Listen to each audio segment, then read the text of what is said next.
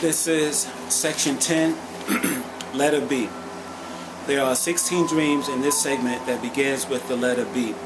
There's one dream about Bibles. There are 2 dreams about blackouts. There are 7 dreams about black people. There's one dream about bridges.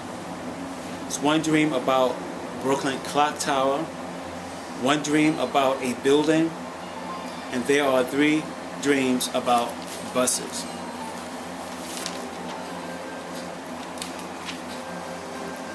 This is section 10, letter B.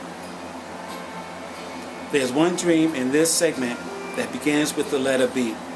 There's one dream about black people. The first number in this piece is the number 1. This piece is called section 10, One Black People Dream, or S10 1B KPD. In the month of July 23rd, 2007, I recorded this dream inside my dream book.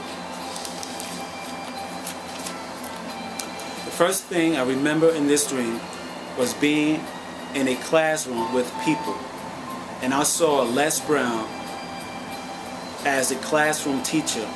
Les Brown looked somewhat poor. His suit was stitched up. People in this classroom did not respect Les Brown too much. I was the only person in the classroom which respected Les Brown. Les Brown was very happy that I respected him. Les Brown came to me, my table, and he smiled and said to me, said these blessed words, "God bless you." The next thing I also remember about this dream was that I was now somewhere else, and I was with someone I could not really identify. I might have been with a person I know, Karen, my wife. But this woman looked a bit different than Karen. This woman and I walked towards a small building which had only one floor, which it appeared to have one floor, which I was able to notice from my vantage point. This small building felt like it was located in a familiar neighborhood. Maybe this building was near Malcolm X Boulevard here in Bedford-Stuyvesant, Brooklyn, New York. Then this is what I saw. In this dream, this is what I saw, what the building looked like. It was like appeared to be one level, and it had a plastic blown up clown-like figure that people would see in front of places where you're going to do taxes at, where they would have like a blow-up figure, maybe around 5 feet or 6 feet tall, and it's flapping its arm back and forth, advertising that a person come in and get their taxes on. Well, this thing looked something like this, but it was much taller. Okay, I seen this white building which had a person standing in front of it. This person was soliciting people to come inside this building for drinks from the bar inside this facility. I felt strange and leery about the building. I felt like the building was used as a place to trap people in. Well, anyhow, despite how I felt, Karen and I walked into this building, and there were white people seated inside it. The people were staring at Karen and I. We go on further into the back part of the building, and we then see small statues of people having sex. And these statues of people having sex was odd thing for Karen and I to see. And then I asked someone, "Where's the bar?" Not to drink per se. No one in this place answered me. Karen, or this person, and I walked further into the back of this place, and we came upon a door which looked like a backyard door for the building we were still in. We were also in the hallway where this door stood. This door had what you call a see-through window, glass, we seen through this door window. And then we were able to see black people walking around the grounds as we viewed through the window of this door. I tried to open this green door which would not open. Then I told this person, who I will call Karen, I think this is a trap. And we discovered this place had another floor which led upward. We walked up the stairs, and then we walked into a room. And in this room we spotted a fat white lady who were wearing a pair of tight spandex. She had a very wide rear end. She walked away from Karen and I, and this white man was in the room too. Then I gone into another room where I seen somebody knew, a tenant in the building I worked in 2007. And this person, which was a tenant I seen in this dream, which was a tenant inside this building I used to patrol in 2007. Anyhow, this individual did not like me, and he told me he didn't want me in this facility. So he more or less told me to leave this room. Then the next thing I remember is walking past the white man that was in this room with the obese white lady. And the white individual looked very mean. He looked very angry. And he told me to come back into the room where the tenant, this person looked like a tenant that lived in the building I used to patrol in 2007, to go back in that room. I told this fat white man, you are evil, and I'm going to leave this place. I think we got away from these strange looking white people. Then the next thing I remember was seeing white people who looked like tourists, who might have been stuck in the inner cities and might have also been suckered into coming inside this area. I saw these white people trying to get out of this area. I saw foreign looking colored people telling the tourists that they have the option to leave the area by climbing down this rope or to walk down this ladder. The tourists were white. It appeared to me the white tourists were upon some kind of roof. It was dark out, and I sensed the confusion and fear of the tourists. They must have lost their tour guide. At the middle of the ladder, I spotted a couple of bad-looking black men who gave off that they were waiting for the tourists to climb down towards them so they could rob them. Next, I looked at the person I called Karen.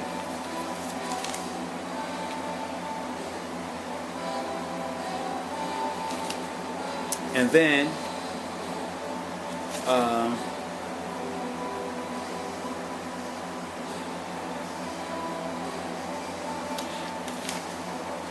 like I said, I looked at the person that I will call Karen, and then I finally realized we were in a trap. Then this person that looked like Karen turned smaller, and then she fainted. Then I saw mobs of people running in the streets, attacking people who have gone through the white small building Karen and I have gone through early inside this dream. And then to end up in the backyard where people were beating, punching, and grabbing other black people inside the street. And the people that was doing the attacking were mostly black men. I wanted to approached this black woman who was in the street, but she looked like she knew that I was not supposed to be here, and she also looked like she wanted to attack Karen, who was recovering from fainting. It was sheer panic in the streets. It was still nighttime out. No cops were in this area, just people attacking one another. I then remember seeing a freeway or something off in the distance, while I seen buses zipping down the freeway. And I also sensed this place was by the water, and I think I also smelled sea salt in the air. Then I also felt as if I was inside another city, other than Bedford-Stuyvesant, or maybe this place did not look like Malcolm X or areas in Bedford-Stuyvesant that I never explored into. But anyhow, I then placed myself up against a project wall, and then I saw a black male midget, or a black short person, coming off an elevator inside a project complex which stood a few feet before me. Instantly, I wanted to wave and say something to this short person, but I was so scared. Then I seen a group of black men inside a ground floor project building, which was directly across from the building I spotted the midget in. The midget walked out of his building, and then he came outside. I believe he sneakily spotted me, and I think I also smelled sea salt in the air. Then I also felt as if I was inside another city, other than Bedford-Stuyvesant, or maybe this place did not look like Malcolm X or areas in Bedford-Stuyvesant that I never explored into. But anyhow, I then placed myself up against a project wall, and then I saw a black male midget, or a black short person, coming off an elevator inside a project complex which stood a few feet before me. Instantly, I wanted to wave and say something to this short person, but I was so scared. Then I seen a group of black men inside a ground floor project building, which was directly across from the building I spotted the midget in. The midget walked out of his building, and then he came outside. I believe he sneakily spotted me crouching down around the corner of the building that this small individual was in. I believe that once the small person seen me, he had gone into the building where there was a group of black men in the ground floor, like I just mentioned.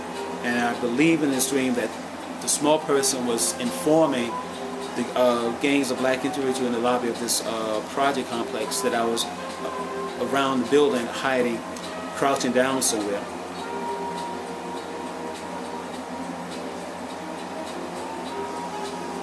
And once I realized that I believe the midget was informing on me that I was hiding around the building,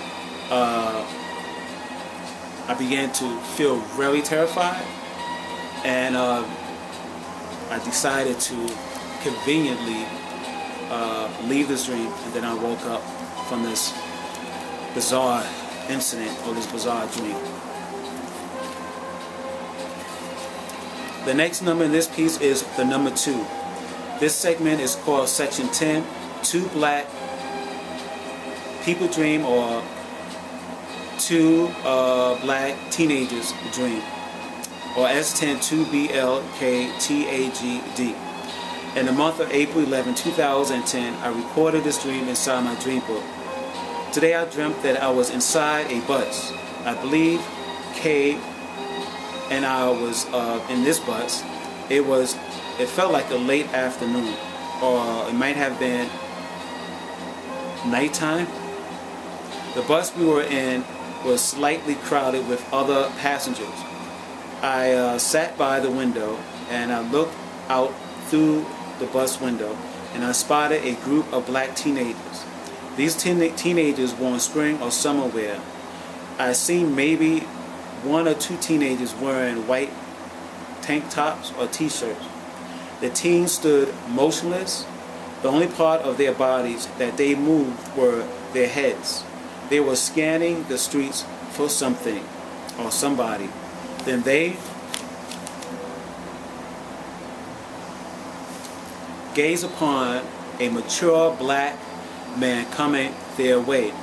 The mature black man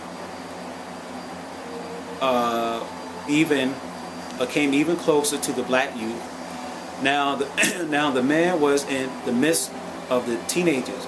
Then suddenly the teenager hit the individual for no apparent reason. After they punched and kicked this person, some of them held him. Then they once again became still. The only part of their bodies that they moved were their heads again. They scanned the streets once more. Then their eyes fell upon another mature-looking black man who wore dreadlocks.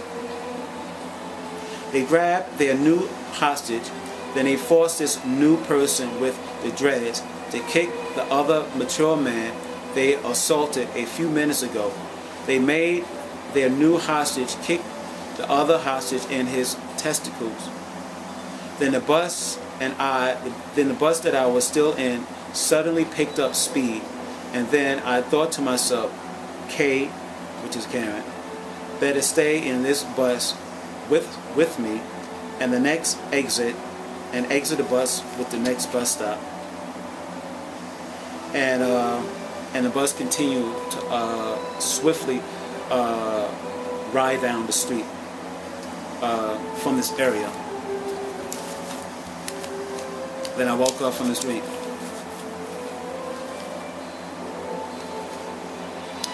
Okay, the next number in this segment is the number 3. This segment is called Section 10, One Black Zombie Dream, or S10 1 BLKZD. In the month of May 8th, 2010, I recorded this dream inside my dream book. I dreamt that it was daytime and I was outside somewhere. I believe it might have been a spring or summer day. I wore light clothing. I seen white people in the streets before me. I sensed most of the white people I seen in the streets were law enforcement, wearing civilian clothing. I also picked up that something terrible had happened. The reason why I felt this way is because the people I seen looked perplexed. The next thing that took place inside this dream was now I was riding inside an elevator with 2 or 3 Hispanic looking individuals. One of the individuals had a small dog inside his shoulder bag. I picked up while the elevator was going upward that the people in this elevator left this building for some unknown reason to me, and then they had probably decided to return back into the building where most of the building residents have left this complex. The Hispanic individuals did not notice me inside the elevator. The elevator finally stopped upon the top floor or near the top floor. The people inside the elevator walked out and they walked into an apartment which was occupied with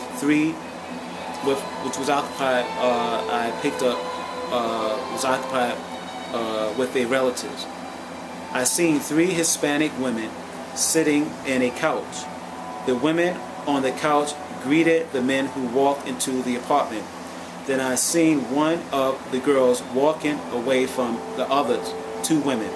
Next, I found myself upon the roof of this building. I spotted a man throwing a dish-like plate at another person upon a roof of a tall structure which was probably across the street of this building I was still in. The person on the other roof was dodging the disc-like object.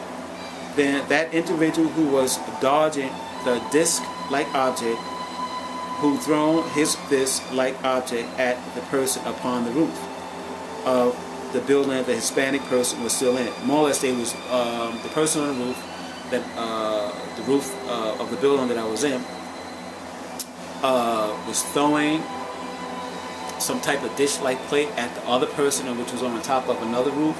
And this building with the Hispanics, it maybe not per se was a roof that was connected to the Hispanic man and the Hispanic woman. It could have been a terrace. Anyhow, I believe these individuals were trying to sever their heads off with their plates. Then I heard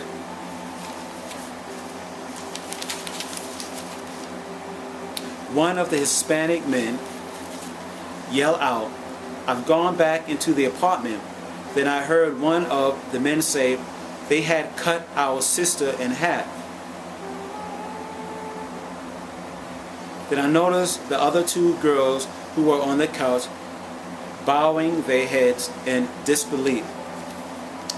The very last thing I seen inside this dream were some of the law enforcement agents who I seen earlier in this dream were now standing in and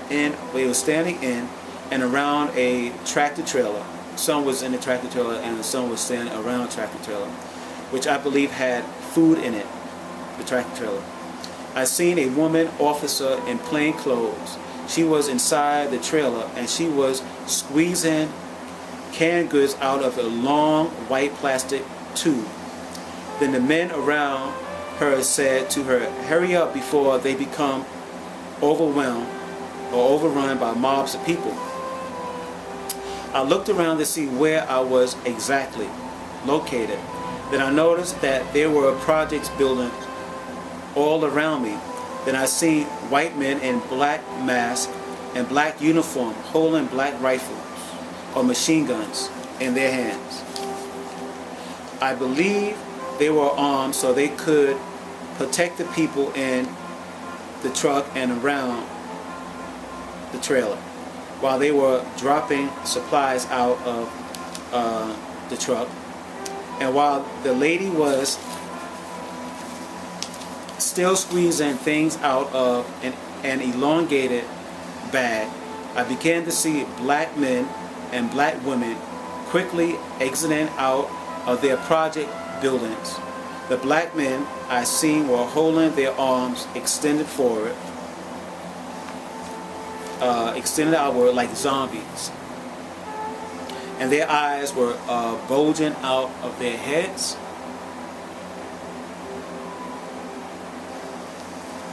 They actually looked like zombies to me. The men with the guns were caught off guard by the vast number of black people that seemingly appeared from nowhere. I woke up feeling that I really understand why God wants me to go to Alaska to get away from all the stuff that I seen in my dreams, which I truly believe is going to happen. God, just put it this way, it's going to happen very soon. This is 2011. Today is May 6th, Friday, May 6, 2011, and I believe a lot of things are going to stop happening pretty soon. Pretty soon in 2011. The next number in this piece is the number 4. This piece is called Section 10, 1 Brooklyn Clock Tower Dream, or S10 1B RKCTD.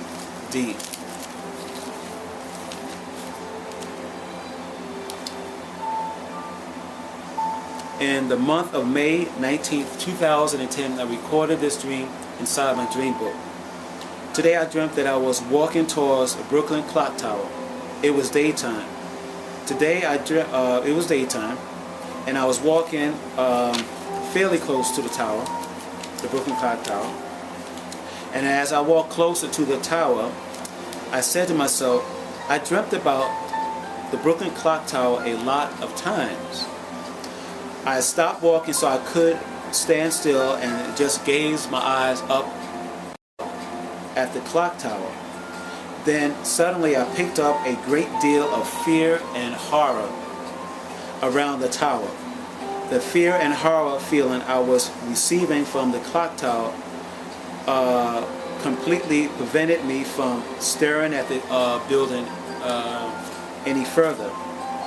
The only thing I was able to do in this dream was squeeze a few peeks at the tower because of the great deal of fear and horror which was emanating from this tall structure. Anyhow, I made a drawing of the Brooklyn clock tower, and this is my conception of the clock tower in my dream. And I just want to also say that when I did stop, there was a wall here. I stopped more or less on the sidewalk. Then I looked up at the clock tower and I picked a great deal of negativity from this tower. Then I woke up from this dream.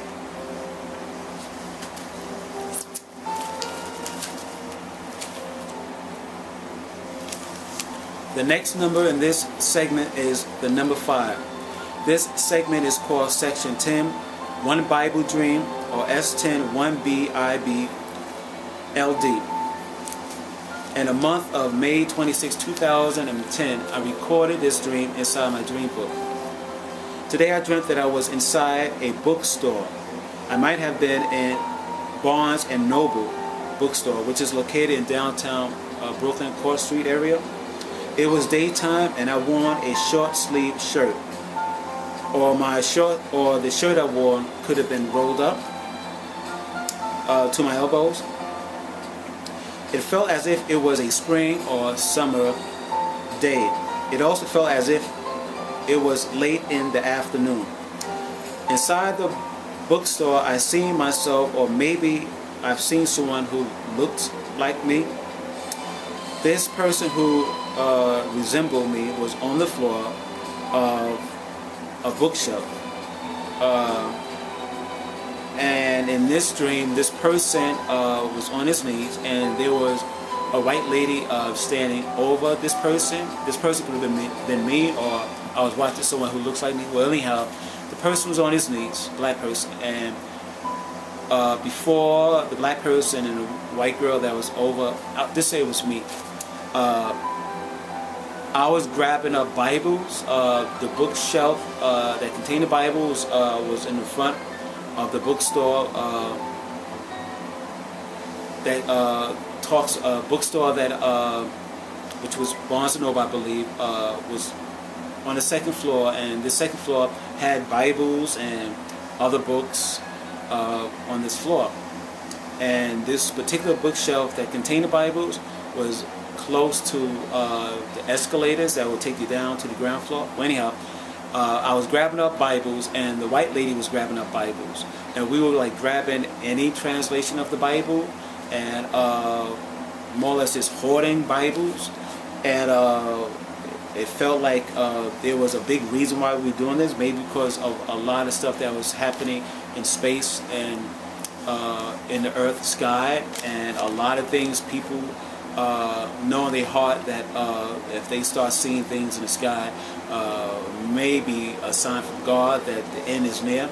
And by grabbing Bibles, I guess in this dream, the girl and I was trying to find scriptures that will point out certain things that could have been going on in this dream, like maybe a comet or a huge second sun appearing in the sky. Anyhow, while we was grabbing the Bibles, the lady and I did not say a word to each other. Then I woke up from the dream.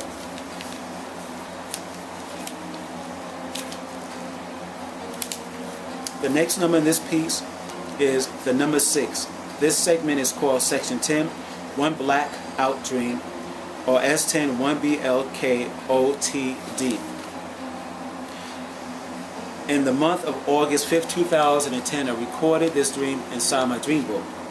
I had a very light dream today. I dreamt that I was walking around, or I seen someone who looked like me walking around in the streets of an American city. It felt like a late morning or a late afternoon. Then all of a sudden, a blackout took place.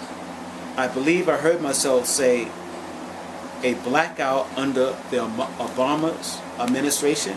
I can't believe it. The street lights and other things around me that used electricity had all of a sudden winked out, and I woke up from this dream. The next number in this piece is the number 7. This segment is called Section 10, One Building Dream, or S10 1BULD. In the month of August 10th, 2010, I recorded this dream inside my dream book. Today I dreamt about a disturbing dream. I dreamt that I was inside an unknown tall building. This building might have been a mixed-use building which rents out space for commercial and residential use. I was on a high floor and I was watching a boxer who was in training. The boxer looked to be in his 20s or early 30s. He appeared to be a white man. In this boxing facility, I spotted a poster of Iron Man on the wall. Iron Man, the movie, I think, on the wall. Poster of Iron Man, it could be Iron Man 2 poster. Anyhow, then I began to hear people yelling and other commotion going on outside in the hallway of this building. It sounded as if people were screaming about guns in the building, and people are running around in the building shouting. People running around this building shouting that there's people inside here shooting people.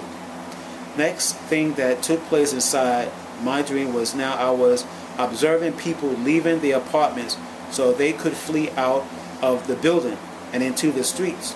But these people who did try to leave the apartments, and the building was shot in the hallways and staircases. Then I seen Puerto Rican men with white t-shirts running up in the building's back staircases, and also seeing them running up towards the roof so they could catch people on the roof so they could kill them. There were a great deal of shock, dread, and unbelief in the air of this complex. The Puerto Rican gunmen did not explain why they were shooting people inside this building. I felt scared inside this dream. Then I woke up. The next number in this segment is the number 8. This piece is called Section 10, 2 Blackout Dream, or S10 2BLKOTD. In the month of August 18, 2010, I recorded this dream inside my dream book. Today I had a very light dream. I believe I had seen myself walking around in the middle of the street.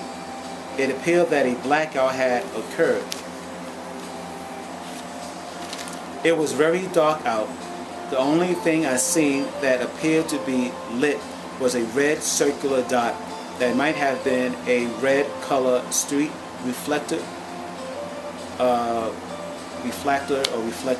some bit of light, maybe from the moon or something else.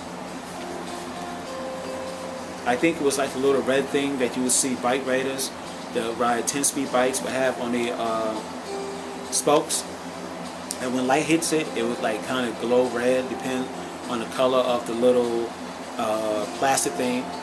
It's like a little reflector, color reflector. Then I observed myself once more.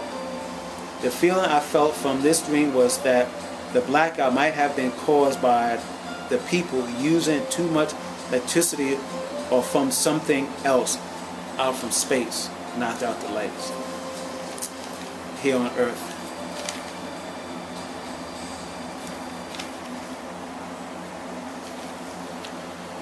The next number in this piece is the number 9. This segment is called Section 10, 1 Bus Dream, or S10 1BSD. In the month of October 7, 2010, I recorded this dream inside my dream book. Today I had a dream. I dreamt that I was standing on the corner of Ashford Street and New Locks Avenue. It appeared to be evening or morning.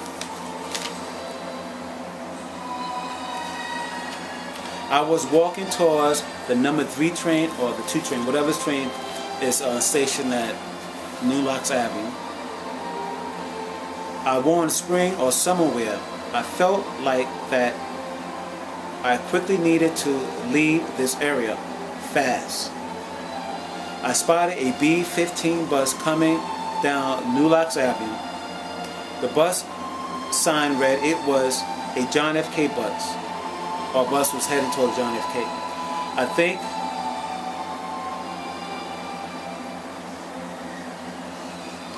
I thought to myself, well, I better go across the street. So when the bus that was going down New Locks towards John F. K. Airport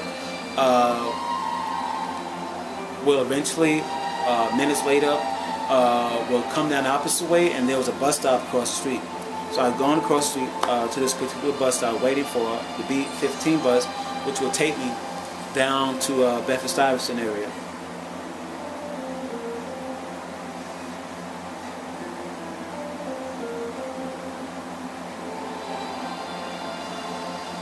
Okay, so while I was in this bus stop, I spotted a black lady at the bus stop. Then seconds later, a B-15 showed up. I had to walk quickly to the same bus stop, so the black lady in, because I kind of backed out the bus stop for some reason. Anyhow, but the bus was coming to this bus stop, as I thought. But the bus rolled past the bus stop, and the driver of the bus had already turned off his bus light inside the bus. The lady and I was stunned to believe that this driver of the B-15 zipped right past us. Then I woke up from this dream.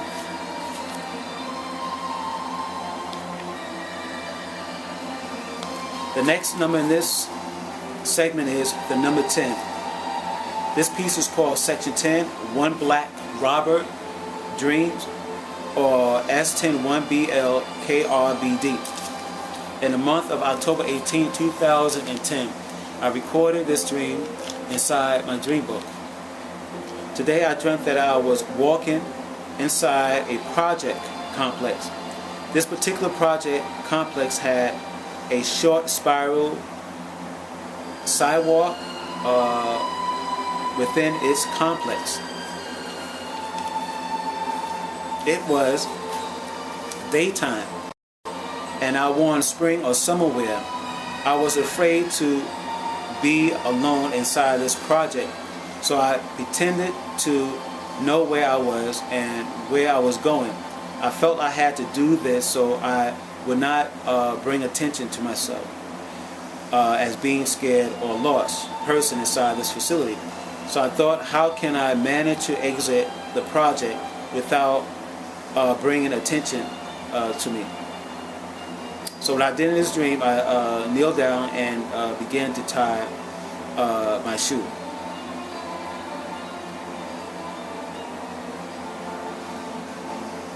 And then right after I bent down to tie my shoe, I felt that somehow I left this project area, and the next thing in this dream, I found myself in some type of mall. I did not recognize this mall. I could not tell what city or borough I was in. This mall was crowded with black shoppers. It was still daytime, and I and others inside this mall were all wearing spring or summer wear. We all were inside an apartment store. I did not feel comfortable inside this store, so I decided to leave it.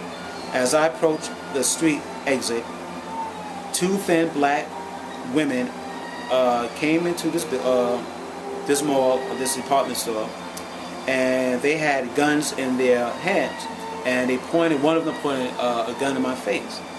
I stepped back maybe like 3 feet, and I raised my hand in the air. Then I looked behind me, and I seen two black men with their handguns drawn at people who wanted to leave the store through a back exit. Now I'm back into the department store that was inside this mall. The department store was being held up. Everyone inside this store were all afraid. I was looking around for help, and I seen no cops walking around outside this store. I said to myself, the street cameras are recording this robbery, and someone in the mall security desk will call for help and backup. But no one came to save us from the robbers. The robbers told people to sit down. I sat down, and at the same time I was thinking, how can I flee from this situation? As I was in a squatting position, I noticed the store back entrance. These doors had glass windows on the upper part of the door. I was able to see a small truck or delivery truck right past the store as I looked through this back entrance door windows. I looked very hard at these doors, figuring out how may I escape through these back entrance door. And I said to myself, if I do it, it probably will take me a few seconds just to, exit out through the back entrance. And as I was thinking this, one of the black robbers saw what I was looking at. Then he came up to me and he angrily punched me several times in my mouth and chin. I now felt humiliated. The man who punched me was saying something to me. All I did next was saying yes to him, yes, yes, as I held my head down because I did not want him to shoot me. He then gone back to his male team partner, who was still pointing his guns at the crowd of people in the store. Then a lady next to me was checking my body, and then she had put her hands down my pants. She squeezed my private parts for some reason. And she said, "Oh, I'm sorry, Parrish." Then the robber left the store. I did not see them take anything from the people inside this store. Then the robbers left this department store. I found myself outside of this particular department store, and I was standing inside the mall hallway, more or less outside of the department store, and I was in the mall hallway, and I was standing over a mother and daughter, black mother and daughter, and they were sitting in a bench that stood before me, and the mother and daughter were crying, and they was hugging each other. They were very scared. Just what just happened to them inside a department store that was inside this mall.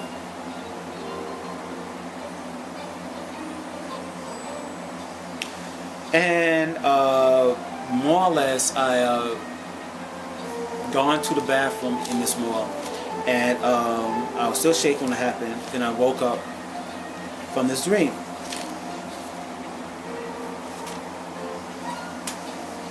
The next number in this segment is the number 11. This piece is called Section 10, 2 Bus Dream, or S10 2BSD. In the month of November 8th, 2010, I recorded this dream inside my dream book. I dreamt that it was daytime, and I entered a yellow school bus, which had a black female bus driver. I entered the bus with a lady behind me. I did not see the lady face who also entered this bus with me. I sensed the person behind me was a middle-aged black woman. There was a sense of urgency in the air inside this dream. It also felt as if something big just happened, or something was happening. And then the lady and I wanted to quickly leave the area where we were in. Now, we were seated inside the bus. The bus driver wore a bus uniform. She wore a blue uniform. It was hot and quite sunny out. Then I began to feel at ease. Now, while I sat inside this school bus, the lady bus driver began to behave strangely to me. She said to us, "You're safe, but guess what? I'm going to make both of you sweat now.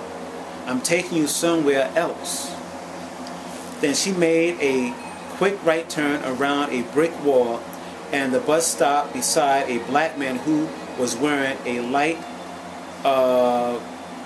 color tank top, t-shirt, and this man also wore dreadlocks. He was also holding something that looked like a black C-shaped box cutter or some other kind of blade. I seen that he was waiting for the bus driver to open the bus door, and I also noticed large cardboard boxes lined up in a kind of row under a freeway behind the black man that was wearing dreadlocks. And it was like a small bridge over a small lane of cardboard boxes. And then I got the impression that this bus stopped around Fort Greene area, Fort Greene Projects, which is located in Brooklyn, downtown Brooklyn. Then I sensed that something bad now happened to the middle-aged woman. And I felt also something happened to the middle-aged woman. And the bus driver then opened the bus door. So then so when she opened up the bus door, I conveniently left this dream. And then I woke up from it.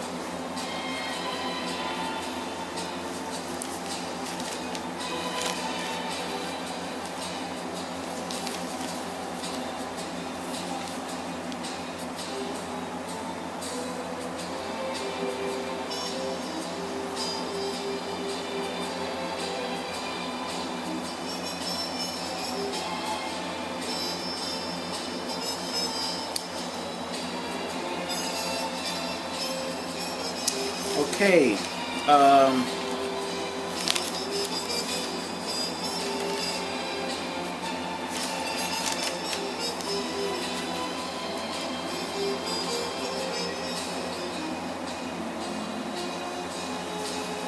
Okay. The next number in this piece is the number 12. This piece is called Section 10, 3 Bus Dream / City Core City Core Building Dream, or S10 3BSD / CCBD.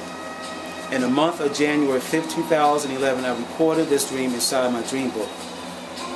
Today I dreamt that I ran down the corner of Broadway and Gates Avenue, and my arms were carrying 2 bags of, well, my arms were carrying 2 filled brown bags, paper bags, and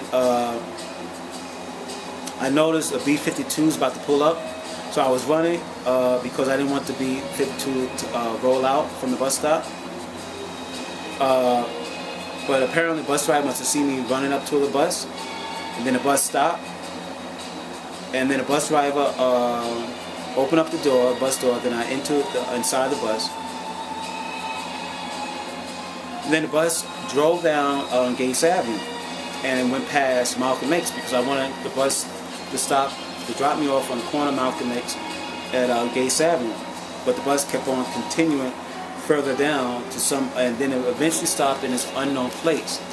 And this place that it stopped in, I never seen before.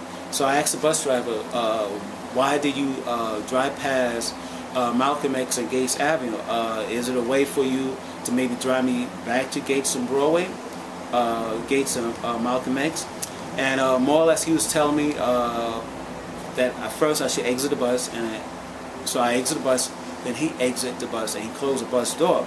Then he told me to follow him inside this building.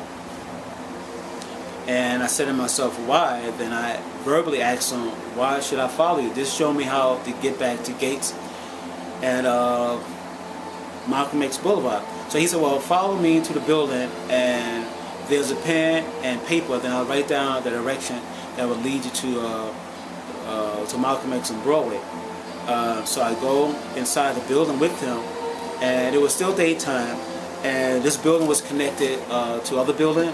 This building was like a row house, and I gone inside the building. Then the bus driver, I expected to go into a building, to an apartment building that was on the ground floor, because this particular ground floor apartment building had its door slightly open, but the bus driver did not enter this apartment building.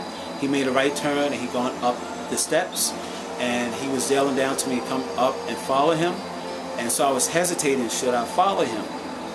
And then I seen a Hispanic man, he was wearing a raincoat, and he told me don't go upstairs and follow him, because there's other people that are bad, that's in an apartment on the high upper floor, people that are bad that I should not get involved with.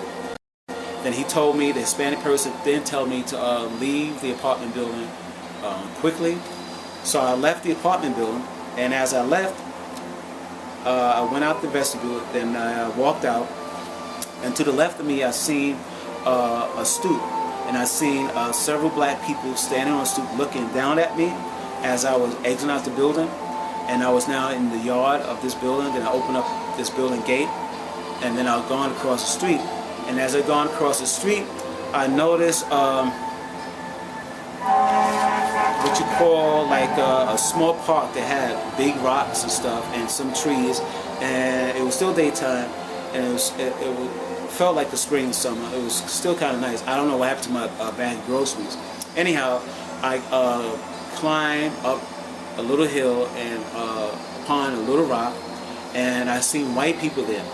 And I seen a white lady petting a dog that she was, I believe, owned. And she told the dog to come to me, and the dog was very friendly.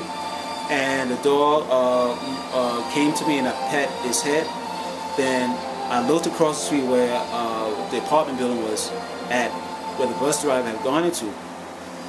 And I noticed that across the street, I seen, the people that are standing next to the apartment of the building I was in, that exit out of, they were all staring at me as I stood with the white people, and I believe there was some black people in this little small park with me. And then I began to look around, and I seen water, and I seen a bridge that looked like it was stuck or was broken in half. And as I looked further to my right, I seen the City Court building, which is located in Manhattan, I think 43rd Street, and I have a little drawing of what I seen. Okay, so this is the water, that's the bridge. Felt like the bridge was damaged somehow. And there's some people, and there's the City Court building, more or less, in my opinion, out of place. Because in this dream, I felt like I was in Manhattan. I could have been near, I felt as if I was in Brooklyn. And in this dream, where the City Court building was at, it felt like it was misplaced somehow. It just looked out of place. And who knows, I could have been in Manhattan, close to Brooklyn, or somewhere around Brooklyn, maybe Red Hook, Brooklyn, or whatever, but this dream was quite bizarre. Then I woke up from it.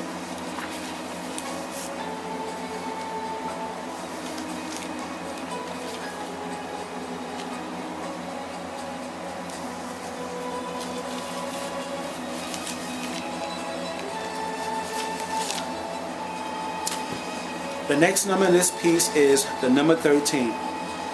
This segment is called Section 10, One Black Aggressor Dream, or S10-1B LKAD. In the month of January 11th, 2011, I recorded this dream inside my dream book.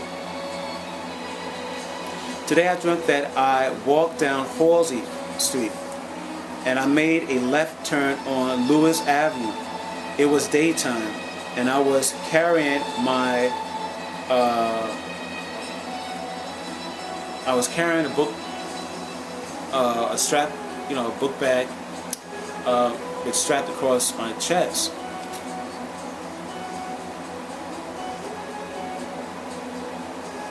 Then I spotted two black men taking notice of me.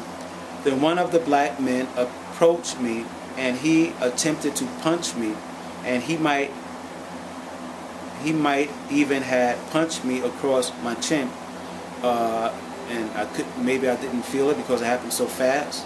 The person who punched me was a muscular, brown-skinned man who was wearing, I believe, a dungaree jacket. This person also had a slight bubble-looking head that displayed a Caesar, a very low cut. A Caesar is a very low cut haircut. The other man with him was more darker than the guy who punched me. Also, I believe the darker person was wearing glasses. Then after I was punched, I quickly gone into a candy store to escape these two strangers. While I was inside the candy store, I noticed I had my silver mirror shades on. Then I believe a different black man appeared in front of the store that I was in, stationed in, and I believe this black person was waiting for me to leave the store.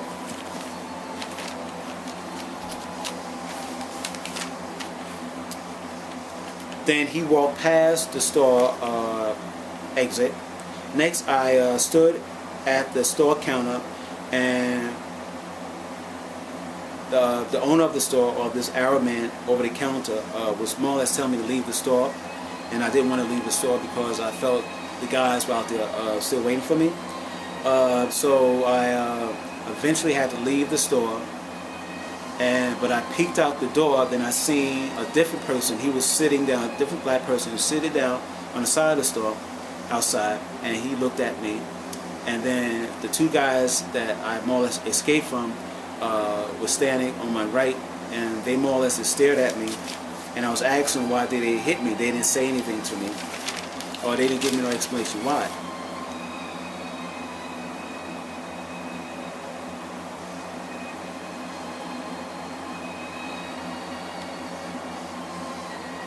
And before I left this dream, I felt like my life was in danger, and more or less I conveniently woke up from this dream. Thank God I did wake up from this dream. The next number in this segment is the number 14. This piece is called Section 10, One Black Executioner's Dream, or S10-1B LKED. In the month of January 14, 2011, I recorded this dream inside my dream book. Today I had a light dream. I dreamt that I seen several black people line up with their hands held up in the air. Next, I spotted a possible black person who held a gun in his hand.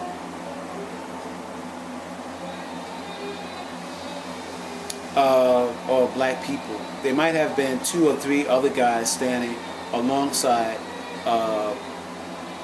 with the first black person I seen. And the first person I seen in front of me, like I said, had a gun. Then one by one, the gunman was standing in some type of like shooting position with his gun drawn, and then the other two that were standing behind him had their guns drawn as well. And I noticed there was people in front of me.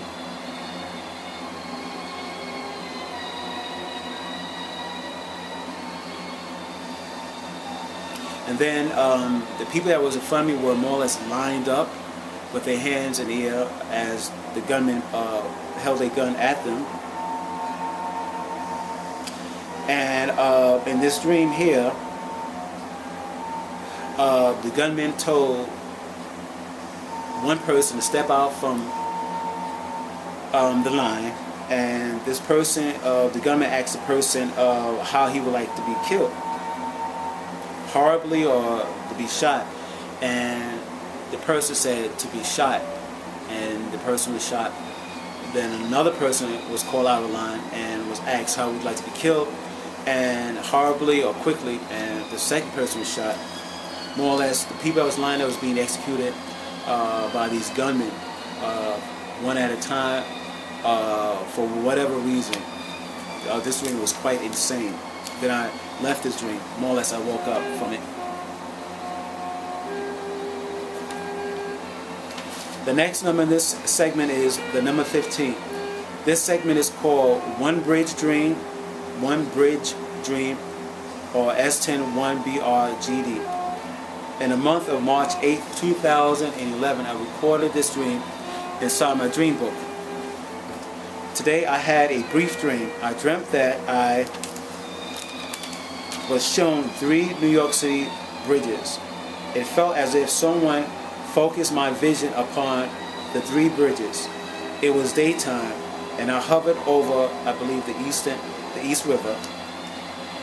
Then I seen the Brooklyn Bridge. I think I seen the Brooklyn Bridge. I think I also saw the Manhattan Bridge and the Queensboro Bridge. Then my vision had gone back several feet from looking at the 3 bridges.